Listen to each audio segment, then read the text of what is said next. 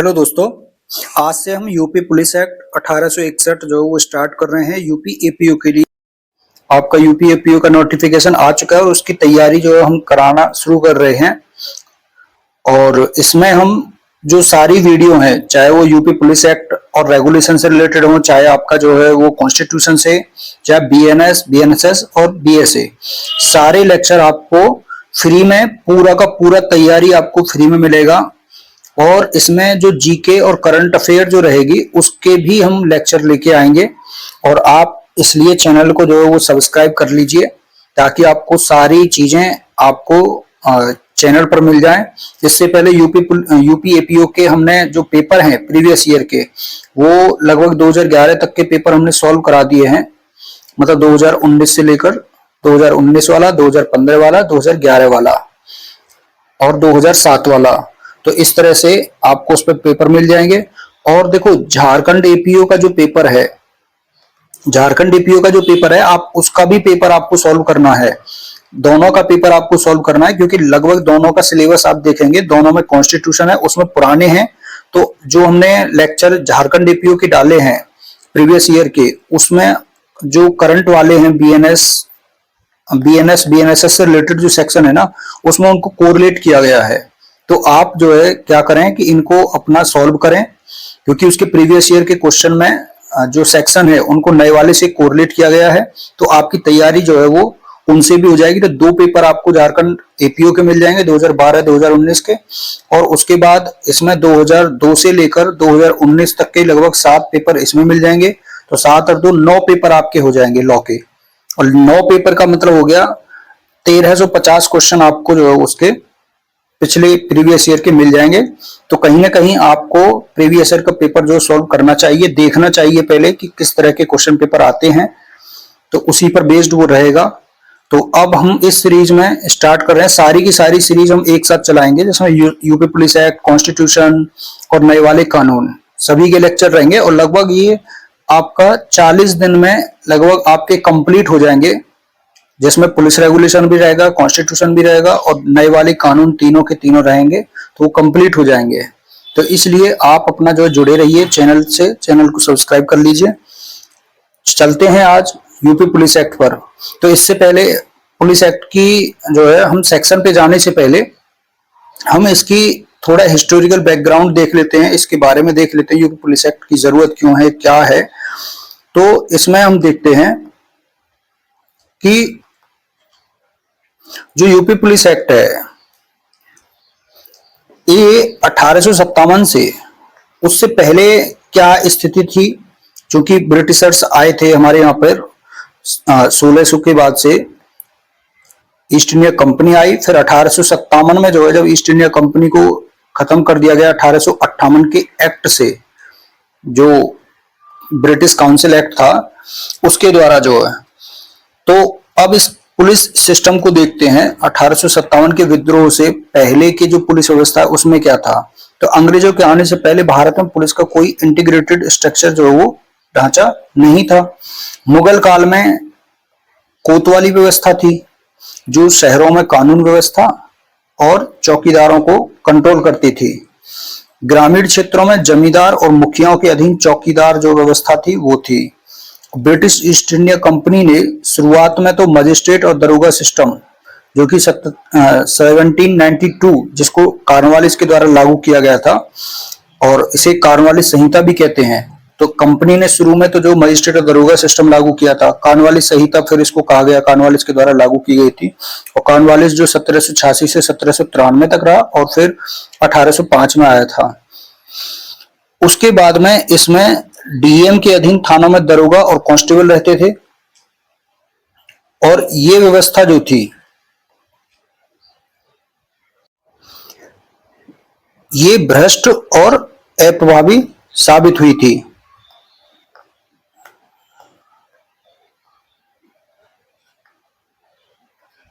ये व्यवस्था भ्रष्ट और अप्रभावी साबित हुई, जिससे अपराध बढ़े और जो शासन है वो असंतुष्ट हुआ। फिर उसके बाद में चूंकि ये व्यवस्था जो थी ये सही नहीं साबित हुई थी, तो फिर 1857 का विद्रोह के बाद में जो स्थिति थी वो क्या हुई, क्योंकि 1857 का विद्रोह होगा जिसे जो अंग्रेज थे वो क्या कहते थे, सिपोही म्यूटनी यानी सेना विद्रोह। तो जो 1857 का विद्रोह था उसने ब्रिटिश हुकूमत की नींव हिला दी थी, ये आप सब जानते ही हैं, वो हिस्ट्री में भी पढ़ेंगे। अंग्रेजों ने निष्कर्ष निकाला कि पुलिस जो वो ढीली है, जनता में जो है वो असंतोष है और पुलिस जनता के साथ मिलकर के ही विद्रोहियों का साथ दे सकती है। इसलिए उन्होंने क्या करा, उन्होंने एक ऐसा पुलिस सिस्टम की व्यवस्था करनी चाहिए जो जनता की नहीं बल्कि सरकार की सुने, सरकार के आदेश के अनुसार चले, सरकार की वफादार हो। और इसी सोच के आधार पर इन्होंने पुलिस को एक दमनकारी औजार के रूप में गढ़ने का निर्णय लिया। तो 1860 की फिर जो है वो एक कमीशन इन्होंने बैठाया, इंडियन पुलिस कमीशन। विद्रोह दबाने के बाद में ब्रिटिश सरकार ने 1860 में आईपीसी इंडियन पुलिस कमीशन जो है, जो कि HM कोर्ट की अध्यक्षता में गठित किया गया था। और इस आयोग ने सुझाव दिया कि भारत में जो है एक एकीकृत इंटीग्रेटेड पुलिस फोर्स जो है उसका गठन किया जाए और इसकी संरचना जो होनी चाहिए, स्ट्रक्चर, वो आधुनिक सेना जैसा जो होना चाहिए।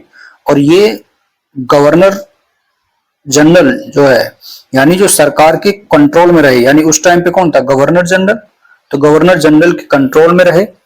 तो इस तरह से इस कमीशन के आधार पर फिर जो है आयोग की सिफारिश पर पुलिस एक्ट 1861 जो है वो पारित किया गया, जिसे जो उस टाइम पे वायसराय था कैनिंग, ये देखो 1858 से जो भारत का गवर्नर जनरल था, अंतिम गवर्नर जनरल, उसको 1858 के परिषद अधिनियम जो था, काउंसिल एक्ट जो था, उसके द्वारा क्या कर दिया गया था, वायसराय। तो ये पहला वायसराय भी था उस टाइम पे कैनिंग, और अंतिम भारत का गवर्नर जनरल था। तो वायसराय कैनिंग के द्वारा 1856 से 1862 का जो इसका अवधि है, इसके द्वारा इसको अनुमति 22 मार्च 1861 को मिली। और चूंकि ये जो है अधिनियम उसी दिन से लागू हो गया था, वैसे ये जो एक जनरल क्लॉजेस एक्ट जो है उसमें धारा 5 ये कहती है कि जब किसी अधिनियम में लागू होने की तिथि है वो ना हो उसके, तो वो उसी दिन से पारित माना जाता है जिस दिन उसको परमिशन मिलती है। तो 22 मार्च 1861, चूंकि ये तो बाद का जनरल क्लॉजेस एक्ट, तो इसका इस पे लागू नहीं होता है, ये तो एक जनरल प्रोविजन बात कर रहे हैं। तो 22 मार्च 1861 को इसकी परमिशन मिली और उसी दिन से ये एक्ट जो वो लागू हो गया। और इसमें टोटल सेक्शन कितनी है, 47 सेक्शन है, जिसमें से कुछ जो वो जोड़ी भी गई हैं बाद में और कुछ जो वो रिपील्ड यानी निरसित भी की गई हैं समय के अनुसार। अब ये जो अधिनियम था 1861 में जब लागू हुआ तो ये पूरे ब्रिटिश भारत में लागू हुआ था। और इसमें जो प्रावधान थे, चूंकि बाद में संशोधन हुए हैं, कुछ प्रावधान जोड़े गए, कुछ हटाए गए, लेकिन उस टाइम पे जब ये अधिनियम पूरे भारत में लागू हुआ उस टाइम पे इसमें जो प्रावधान इसमें किए गए, जैसे प्रत्येक प्रांत में जो IG की जो थी वो अपॉइंटमेंट हुई थी, और हर जिले में, प्रांत मतलब प्रोविंस जो है यानी स्टेट, उस टाइम पे प्रांत कहते थे इनको, प्रत्येक जिले में SP की नियुक्ति, जिले में जो है SP को जो बड़ा वो माना गया, और IG को जो वो स्टेट में यानी प्रांत में बड़ा पद जो है वो सबसे बड़ा पद माना गया, सुपीरियर। पुलिस फोर्स की भर्ती, उसकी संरचना और वेतन वो सरकार के द्वारा तय किया जाना। पुलिस के कार्यों में अपराध रोकना, शांति बनाए रखना, लॉ एंड ऑर्डर बनाए रखना और सरकार के आदेशों का पालन करना, ये इसमें ज्यादा, क्योंकि सरकार के आदेशों के पालन के लिए ही पुलिस को जो है इसमें बनाया गया था, इसलिए ही लाया गया था। पुलिस पर सख्त अनुशासन रखा जाए, जनता की वजह सरकार के प्रति इसकी जवाबदेही हो पुलिस की। यह कानून नागरिक स्वतंत्रता या जनता की सुरक्षा के लिए नहीं लाया गया था, बल्कि ब्रिटिश सत्ता को सुरक्षित रखने के लिए यह बनाया गया था। तो इससे हुआ क्या, इससे ये हुआ कि जो पुलिस एक्ट 1861 के कारण भारत में पुलिस की छवि जो वो जनपक्षीय संस्था की बजाय सत्ता की ताकत बन गई। और यही कारण है कि आज भी जैसे आप देखते हो उसी टाइम से जो चला आ रहा है 1861, उसी के कारण पुलिस को जो वो लाठी वाले सरकार का औजार माना जाता है। अब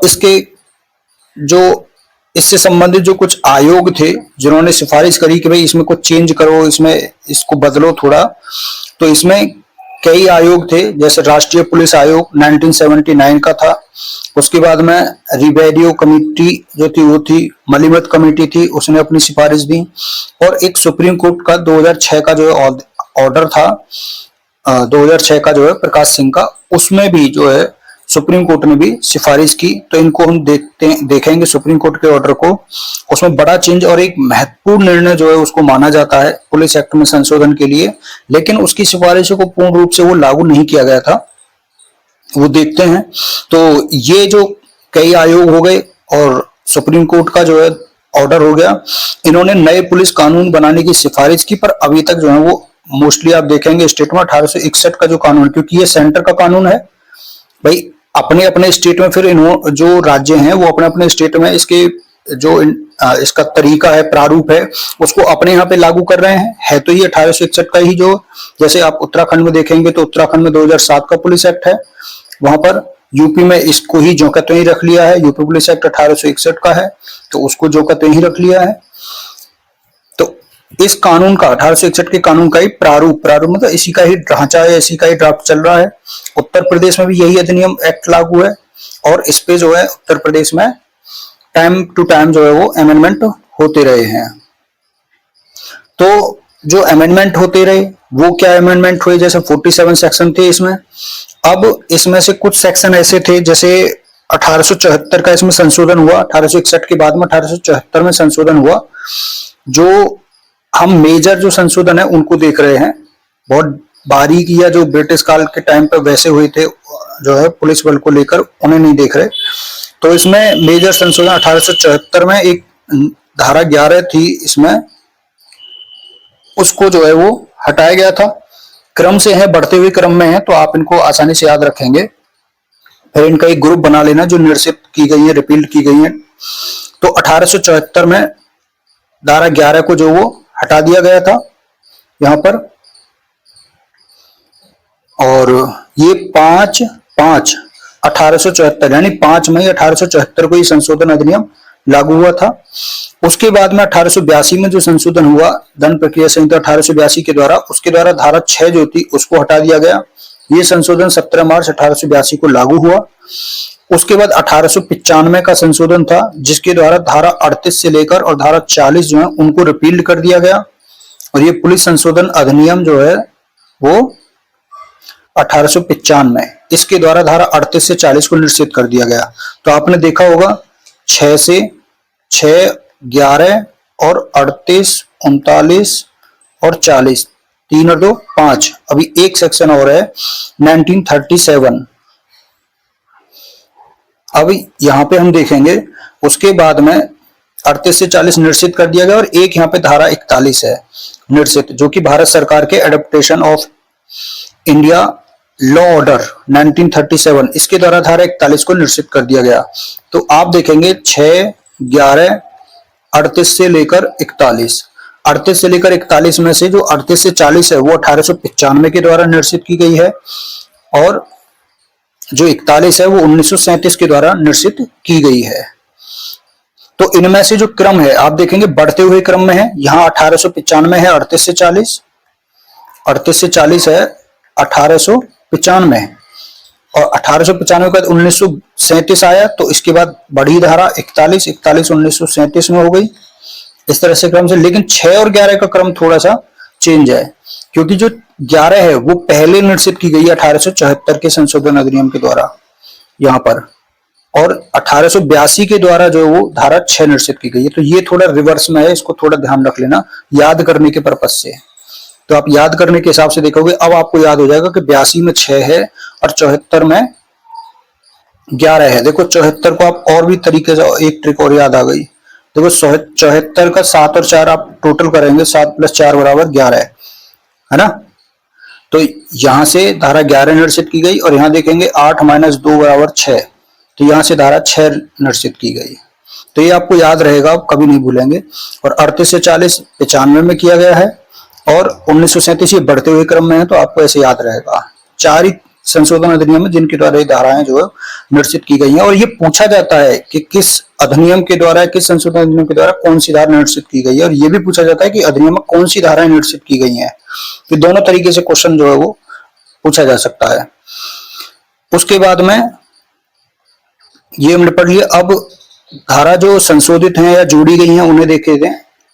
1922 में धारा 30A जो है वो जोड़ी गई। अनुज्ञप्ति की शर्तों का अतिक्रमण करने वाले जमावों और जुलूसों के संबंध में शक्तियां। तो लाइसेंस जो प्रदान किया जाता है और उन लाइसेंस का जो धारा 30 में जो लाइसेंस जो प्रदान किया जाता है वो 30A जोड़ी गई कि उस लाइसेंस की शर्तों का अतिक्रमण करने वाले जमाव और जुलूसों के संबंध में पावर्स जो हैं, जो कि ये अधिनियम संशोधन अधिनियम 22 मार्च 1922 को लागू हुआ। उसके बाद 1939 का संशोधन अधिनियम जिसके द्वारा धारा 15A है, और धारा 15A जो है जो कि कंपेंसेशन से रिलेटेड है, जो भी निवासी हैं या जो जिनकी भी जमीन है उससे रिलेटेड या उससे हितबद्ध जो व्यक्ति रहते हैं उनके साथ में अगर कोई दुराचरण होता है वहां पे डिस्टर्ब एरिया में, तो उनके जो पीड़ित हैं वहां उनको प्रतिकर जो है वो दिया जाता है। तो इसमें 1 मास के स्थान पर 3 मास जो वो शब्द चेंज किया गया। उसके बाद में ये आपका जो है निवासियों या भूमि में हितबद्ध व्यक्तियों के दुराचरण से पीड़ितों को प्रतिकर अधिनियमित करना, ये जब हम एक्ट पढ़ेंगे तो उसमें हम डिटेल में पढ़ेंगे। उसके बाद में जो और सेक्शन है जैसे 1979 के द्वारा ये धारा है 34A ये जोड़ी गई। तो धारा 32 और 34 के अपराधों में जो कंपाउंडिंग होती है, सुलह होती है, वो धारा 34A में दी हुई है जो 21 दिसंबर 1979 से लागू है संशोधन अधिनियम। उसके बाद 1984 के द्वारा 32A और 32B जोड़ी गई जिसमें मॉक ड्रिल और मॉक ट्रेनिंग से संबंधित जो प्रावधान है वो किए गए हैं, उनको निषिद्ध किया गया है। देखो मॉक ड्रिल और मॉक ट्रेनिंग जो होती है ग्रुप में, तो उनको निषिद्ध करने की, यानी ये 144A जो CRPC था आपका उसमें था, और ऐसे ही 153AA जो है यहाँ पे था आपका IPC में पुरानी वाली में। तो इनको जो है क्या करा गया है, इनको हटाया गया है प्रोविजंस को, और यहाँ पे भी देखो इनको निषिद्ध किया गया है। तो आप कोरिलेट करके देखेंगे तो ये वहां पे भी आपको जो है वो मिल जाएगा। उसके बाद में जो 2001 का संशोधन अधिनियम है उसके द्वारा क्या क्या चेंज किए गए हैं, ये संशोधन अधिनियम 2001 को लागू हुआ था, ये भी पूछा जाता है क्वेश्चन। और इसके द्वारा क्या संशोधन किए गए, जैसे धारा 1 है उसमें डेफिनेशन क्लॉज है जो उसमें सिविल एविएशन पर्सनल, इसकी डेफिनेशन जो वो जोड़ी गई है, यानी जो नागरिक उड्डयन कार्मिक जो होते हैं उनकी डेफिनेशन जो है वो धारा 1 में जोड़ी गई है। दूसरा 2001 के द्वारा धारा 2A में civil aviation personnel to be police force, यानी उनका पुलिस बल का जो नागरिक उड्डयन कार्मिक हैं उनका पुलिस बल होना, तो ये आपका जो है धारा 2A में जो है जोड़ा गया। उसके बाद में जो इसमें नेक्स्ट संशोधन है अब वो देखेंगे धारा 8A, ये 2A से ही रिलेटेड है। धारा 8A जो सिविल एविएशन पर्सनल होते हैं उनका एनरोलमेंट या नामांकन या उनको प्रमाण पत्र जो दिया जाता है वो धारा 8A में है। तो ये संशोधन हुए जो उत्तर प्रदेश में पुलिस एक्ट में है हुए। और उसके बाद में जो हमने पढ़ा था कि सुप्रीम कोर्ट के जो 2006 का ऑर्डर था उसके द्वारा भी इसमें संशोधन किए गए थे, जो Prakash Singh versus Union of India है 2006 सुप्रीम कोर्ट का। तो व्यापक संशोधन के संबंध में इसमें दिशा निर्देश जो वो जारी हुए थे। ये भारत की पुलिस व्यवस्था में सुधार से जुड़ा सुप्रीम कोर्ट का ऐतिहासिक फैसला है। इसमें क्या था, जो पिटिशनर थे प्रकाश सिंह जो कि पूर्व DGP थे उत्तर प्रदेश और उससे पहले असम, तो और अन्य वरिष्ठ पुलिस अधिकारी थे, उन्होंने सुप्रीम कोर्ट में 1996 में एक PIL दाखिल की। उनका ये तर्क था कि पुलिस एक्ट 1861 जो अब इररिलेवेंट हो गया है, कॉलोनियल है, औपनिवेशिक है, ये जो है पुलिस को सरकार का औजार बना दिया गया है, ना कि वह जनता की सेवा के लिए है। पुलिस राजनीतिक हस्तक्षेप इसमें बहुत ज्यादा है, ट्रांसफर में रिक्रूटमेंट में करप्शन ज्यादा है, अकाउंटेबिलिटी किसी की है नहीं। तो उससे क्या है कि पुलिस जो वो जनता का विश्वास खो रही है। तो पिटिशनर ने कोर्ट से डायरेक्ट जो रिक्वेस्ट की कि पुलिस सुधारों के लिए आप डायरेक्शन दीजिए। अब सुप्रीम कोर्ट का ऑर्डर क्या था, तो 13 सितंबर 2006 को सुप्रीम कोर्ट ने ये निर्णय दिया। कोर्ट ने केंद्र को और राज्य सरकारों को पुलिस सुधार हेतु 7 मुख्य निर्देश जो है इसमें जारी किए। पहला इसमें यह था कि एक स्टेट सिक्योरिटी कमीशन के गठन की जो इसमें डायरेक्शन था। कि प्रत्येक राज्य में एक एसएससी का गठन हो, यानी स्टेट सिक्योरिटी कमीशन, और इसमें डीजीपी, विपक्ष के नेता और न्यायिक स्वतंत्र सदस्य हों, और इनका कार्य है कि सरकार को पुलिस नीति पर ये मार्गदर्शन देंगे और पुलिस को राजनीतिक दबाव से मुक्त रखेंगे। दूसरा, डीजीपी की अपॉइंटमेंट, यानी राज्य का जो डीजीपी होता है, सबसे बड़ी पोस्ट जो होती है स्टेट में, और ये जो है डीजीपी यूपीएससी द्वारा बनाए पैनल से चुना जाना चाहिए, और इसका जो टाइम पीरियड है वो 2 साल का जो है वो न्यूनतम 2 साल का हो। और अन्य जो सीनियर ऑफिसर हैं उनके टाइम पीरियड के बारे में कि जो एसपी है या एसएचओ है, जो इंस्पेक्टर रैंक के होते हैं, उनके द्वारा अन्य प्रमुख पदों पर जो नियुक्त अधिकारी हैं उनका कार्यकाल भी कम से कम 2 वर्ष का हो। उसके बाद में separation of investigation and law and order, यानी जैसे जो इन्वेस्टिगेशन से रिलेटेड जो हैं अधिकारी या जो पुलिस सिस्टम है, मशीनरी है, वो अलग अलग हो। अपराध की जांच और कानून व्यवस्था को अलग अलग रखा जाए, जैसे सीबीआई है ना, एक अलग है, एक सेंट्रल ब्यूरो ऑफ इन्वेस्टिगेशन, तो इन्वेस्टिगेशन को, लॉ एंड ऑर्डर को अलग अलग थोड़ा रखा जाए, इससे निष्पक्ष और प्रभावी जांच सुनिश्चित जो वो हो सके। उसके बाद पुलिस एस्टेब्लिशमेंट बोर्ड का गठन किया जाए, यानी प्रत्येक राज्य में एक पीईबी हो, और इसका कार्य जो वो पुलिस अधिकारियों के ट्रांसफर, उनका प्रमोशन और उनकी जो सर्विस रूल्स हैं उन पर निर्णय ले सके। उसके बाद में पुलिस कंप्लेंट्स अथॉरिटी जो है उसका गठन करे। सेंट्रल गवर्नमेंट और स्टेट गवर्नमेंट जो है, इसका कार्य क्या होगा, पुलिस कंप्लेंट अथॉरिटी जो होगी ये जनता की शिकायतें सुनेगा, विशेषकर जब पुलिस की बर्बरता, भ्रष्टाचार और मानवाधिकार उल्लंघन हो, इनसे संबंधित। और 7th है नेशनल सिक्योरिटी कमीशन का गठन हो। National security commission central level पर बने, क्योंकि नेशनल सिक्योरिटी कमीशन है, और इसका कार्य रहेगा कि ये जो केंद्रीय पुलिस बल हैं, जैसे सीआरपीएफ, बीएसएफ, ये हैं, इनमें जो भर्ती, प्रमोशन और इनमें जो भी सुधार है वो सुनिश्चित किया जा सके इसके द्वारा। तो इस तरह से जो है सुप्रीम कोर्ट का ये प्रकाश सिंह का जो है ऑर्डर था। इसमें जो काफी, अब देखो इसको जो है अपनाया बहुत कम गया है, जो भी इसमें है कुछ ने अपनाया, कुछ ने नहीं अपनाया। अभी भी इस पे जो काम है वो नहीं हो पाया है अलग अलग राज्यों के द्वारा या सेंट्रल गवर्नमेंट के द्वारा, कुछ हो पाया है। अब पुलिस एक्ट 1861 का और कॉन्स्टिट्यूशन का आप संबंध देखते हैं। आर्टिकल 246 और 7th शेड्यूल से इसका क्या संबंध है। जो कॉन्स्टिट्यूशन है उसकी जो 7वीं अनुसूची है उसमें आप देखेंगे पुलिस जो है उसको राज्य सूची की एंट्री नंबर 2 में रखा गया है, और एंट्री नंबर 2 जो है संघ सूची फर्स्ट की एंट्री नंबर 2A के उपबंधों के वो ये कहती है कि संघ सूची की एंट्री 2A, जो 2 लिस्ट है ना, एक यूनियन लिस्ट है, एक स्टेट लिस्ट है, तो जो स्टेट लिस्ट है एंट्री नंबर 2 वो ये कहती है कि जो यूनियन की लिस्ट है उसमें एंट्री नंबर 2A इसके अधीन रहते हुए पुलिस जो है, अब पुलिस के अंतर्गत कौन है, रेलवे पुलिस भी और ग्राम पुलिस भी ये आती है। मतलब जो पुलिस से संबंधित कानून बनाने और प्रशासन करने का अधिकार जो है वो किसके पास में है, स्टेट गवर्नमेंट के पास। पुलिस से संबंधित कानून बनाने और प्रशासन करने, इन दोनों का अधिकार स्टेट गवर्नमेंट के पास में है। इसलिए पुलिस एक्ट 1861 जो वो मूलतः किसका है, सेंटर का एक्ट है, लेकिन अब राज्य इस पर संशोधन कर सकते हैं, लेकिन एक्ट है ये सेंटर का, राज्य इसमें संशोधन कर सकते हैं।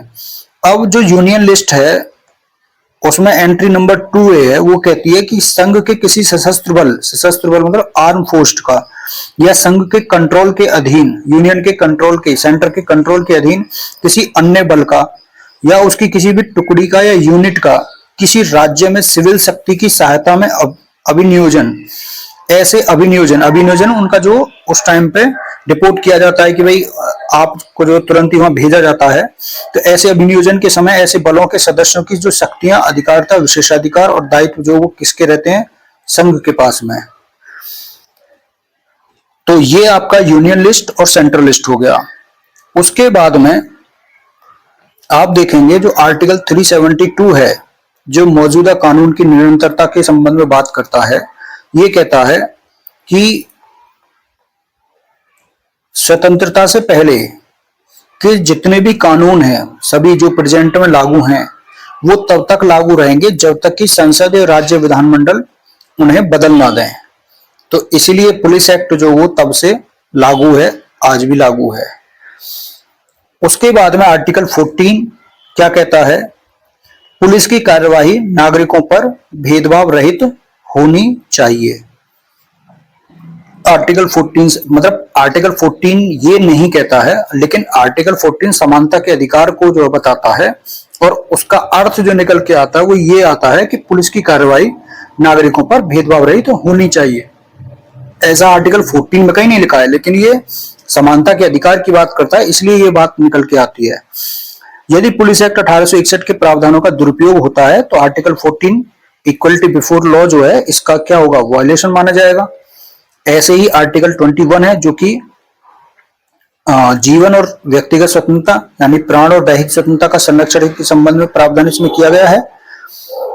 तो पुलिस की कार्रवाई नागरिकों के जीवन और स्वतंत्रता पर असर डालती है, इसलिए अनुच्छेद 21 के तहत में पुलिस की गिरफ्तारी, उसके द्वारा पूछताछ और उसका हिरासत जो है व्यक्ति के अभियुक्त की, वो ड्यू प्रोसेस ऑफ लॉ होनी चाहिए। अब ड्यू प्रोसेस ऑफ लॉ जो है वो फेयर होना चाहिए, मतलब जो कार्रवाई है प्रॉपर होनी चाहिए, फेयर होनी चाहिए, नेचुरल जो सिद्धांत हैं उनका पालन करना चाहिए। अगर पुलिस एक्ट 1861 के तहत पुलिस मनमानी करती है तो वो आर्टिकल 21 का क्या होगा? वायलेशन हो जाएगा। और ये ड्यू प्रोसेस ऑफ लॉ जो है मेनका गांधी वाला जो केस है उसमें जो है यहाँ पे बताया गया था, ये कॉन्स्टिट्यूशन में पढ़ेंगे हम। उसके बाद में जो अनुच्छेद 22 है जो गिरफ्तार या निरोध से, डिटेंड से प्रोटेक्शन देता है, protection against arrest and detain. Police जब किसी व्यक्ति को गिरफ्तार करती है, अरेस्ट करती है, तो अनुच्छेद 22 उसके अधिकारों की रक्षा करता है कि भाई 24 घंटे में उसे मजिस्ट्रेट के समक्ष पेश करना है, उसे अपने एडवोकेट से, अधिवक्ता से सलाह लेने का अधिकार है आदि की, इस तरह की। तो अनुच्छेद 22 उसकी रक्षा करता है। ऐसे ही अनुच्छेद 20(3) है जिसमें सेल्फ इंक्रिमिनेशन का सिद्धांत है कि पुलिस किसी भी अभियुक्त को जबरदस्ती मतलब अपराध नहीं कबूल करवा सकती, उसे टॉर्चर करके। तो वो 20(3) जो है उसके विरुद्ध खुद ही उसे साक्षी नहीं बना सकती। तो 20(3) जो है वो आत्माभिशंसन के सिद्धांत की बात करता है। ऐसे ही आर्टिकल 32 और 226 जिसमें कॉन्स्टिट्यूशनल रेमेडी है, तो 32 के अधीन सुप्रीम कोर्ट में और 226 के अधीन हाई कोर्ट में अगर मौलिक अधिकार का उल्लंघन होता है तो आप जा सकते हैं। और यहाँ पे फिर आर्टिकल 32 के अधीन सुप्रीम कोर्ट और 226 के अधीन हाई कोर्ट जो वो क्या करेगा? रिट जारी कर सकता है, जो 5 प्रकार की रिट होती हैं उनके संबंध में। उसके बाद 355 क्या कहता है?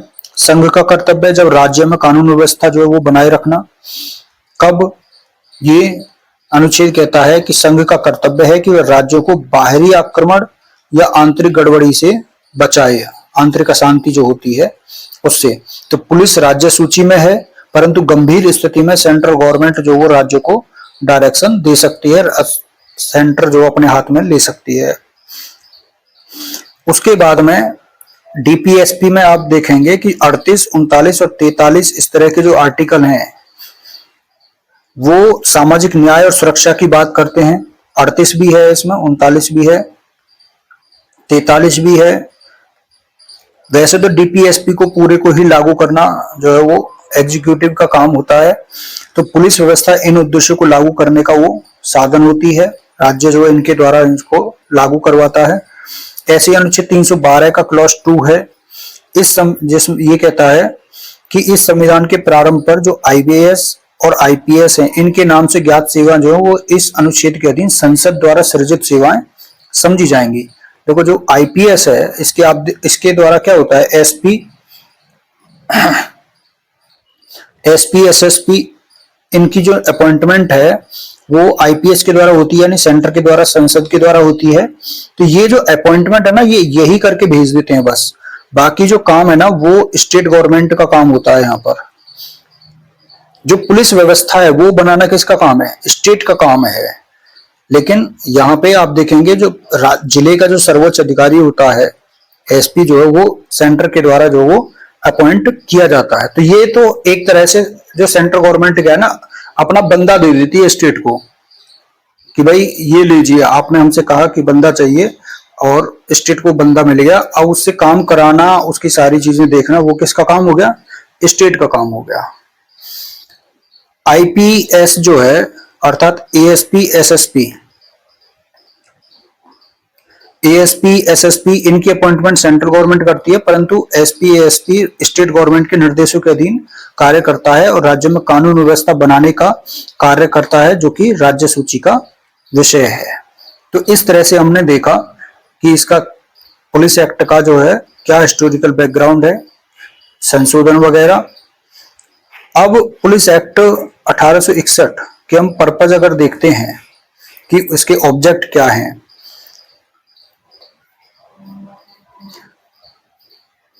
पुलिस बल को रीऑर्गेनाइज करना, अपराधों का निवारण करना, अपराधों की रोकथाम करना और पुलिस को अधिक स्किल्ड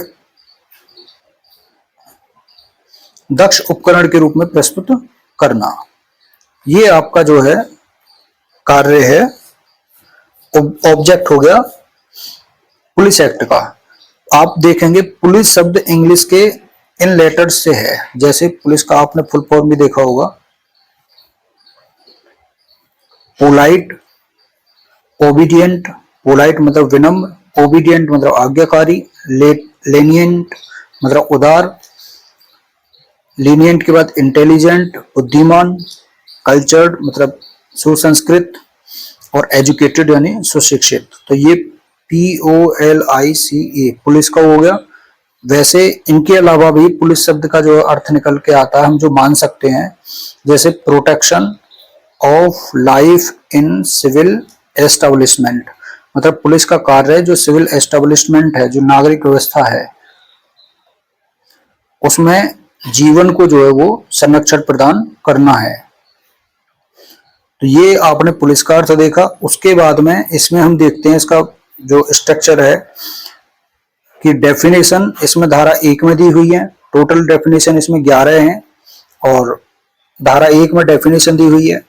2 से 8 तक का जो प्रोविजन है वो है पुलिस फोर्स के गठन से संबंधित, और इसमें 2 से 8 में धारा 6 जो है वो क्या कर दी गई है? रिपील्ड कर दी गई है। उसके बाद पुलिस अधिकारियों पर प्रतिबंध की बात करता है धारा 9 और धारा 10।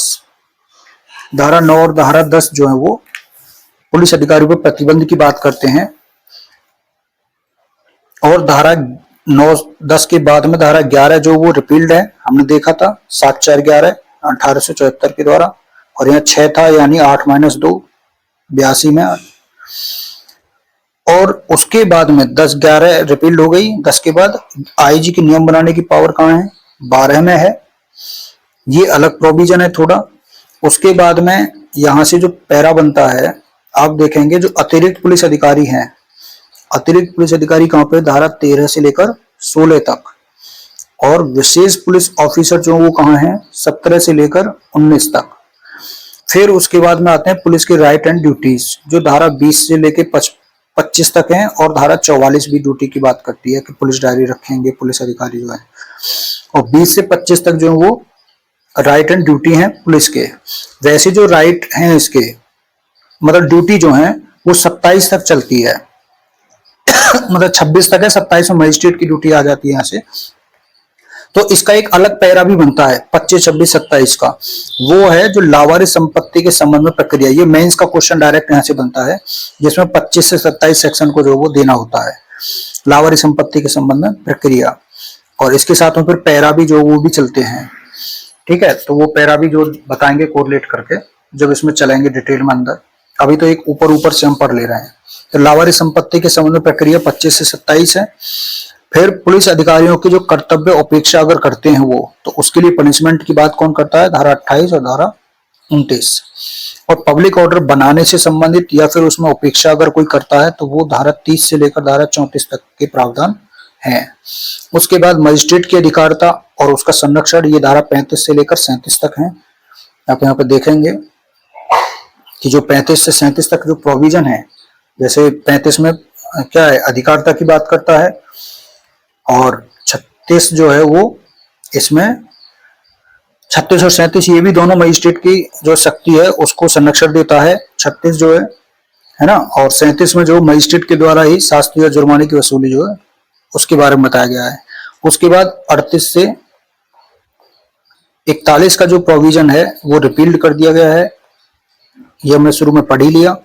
और उसके बाद 42-43 जो है वो क्या बात करता है कि इस एक्ट के अधीन कार्रवाइयों के लिए जो लिमिटेशन है वो और कार्रवाइयों के संरक्षण, जो पुलिस अधिकारी कार्रवाई करते हैं उनके संरक्षण के लिए प्रावधान यहाँ पे 42-43। देखो मजिस्ट्रेट के लिए संरक्षण यहाँ पे 35 से 37 के अधीन दे रखा है, जबकि यहाँ पे 42-43 में 43 में जो वो कार्रवाइयों का संरक्षण जो वो पुलिस के लिए जो है यहाँ पे दे रखा है।